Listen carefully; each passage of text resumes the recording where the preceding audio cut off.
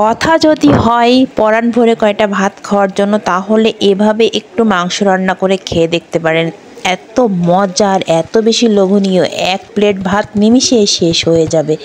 Hello everyone, আসসালামু আলাইকুম। আপনারা সবাই কেমন আছেন? আশা করি আল্লাহর রহমতে ভালো আছেন।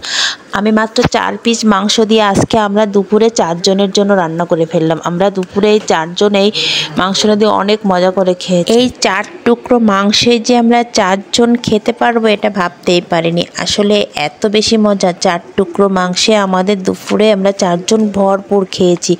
এত বেশি মজার, এত বেশি লোভনীয়। মাংসর আমি ভিজায় রেখেছি 4টা মাংস, 4 টুকরো।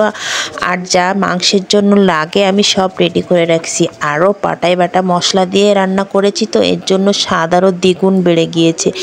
আমি এখানে ধনে, জিরে আর শুকনো মরিচ বেটে নিয়েছি, তারপরে আদা রসুন বেটে নিয়েছি, পেঁয়াজ কেটে নিয়েছি আর রসুন কেটে নিয়েছি। আমি সব রেডি করে নিয়েছি। নিয়ে আমি 4 টুকরো মাংস সেজে নেব। আমি গরম মশলাটাও বেটে রেখে দিয়েছিলাম।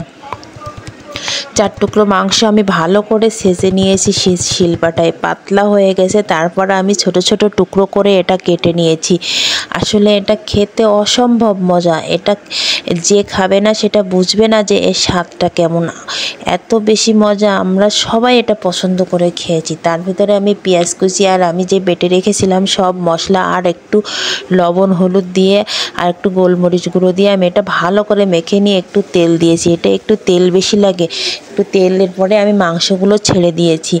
যেহেতু আমরা 4 জন খাবো, একবেলা আমাদের, তার জন্য আমি এখানে 2টা আলু ব্যবহার করছি। ছোট ছোট করে টুকরো টুকরো করে আলুগুলোও আমি কেটে নিয়েছি, কারণ একটু 4 টুকরো মাংস তো, এর জন্য যাতে আমরা একটু খেতে পারি তার জন্য আলুটা দেয়া।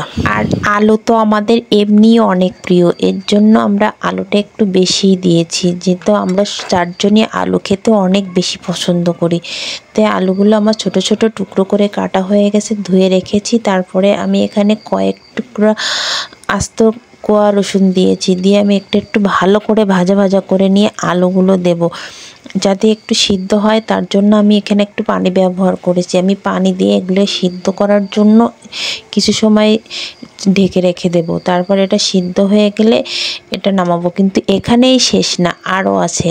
তারপর আমি কড়াই বসিয়ে দিয়েছি চুলোয়, দিয়ে আমি বাগার দেবো। এখানে পেঁয়াজ আর শুকনো মরিচ দিয়ে আমি এই বাগারটা দিয়েছি। এই বাগারটা দেওয়ার কারণে আরও বেশি মজা। যখন এটা মুখে দেওয়া হয় তখন মনে হয় এর মুখে স্বাদটা লেগে থাকার মতো, এত মজা।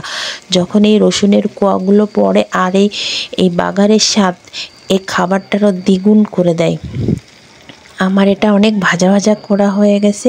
আমি যখন ভয়েস দিচ্ছিলাম তখন আমার এটা আবার খেতে ইচ্ছে করছে, কারণ এটা এত বেশি মজা, কি বলবো। আমরা 4 জন অনেক বেশি মজা করে খেয়েছি। আমার বাচ্চারা তো এটা রাতেও খুঁজছে যে আছে কিনা, কিন্তু রাত্রে আর ছিল না। আমরা দুপুরেই সবাই এটা খেয়ে শেষ করেছি। আজ আর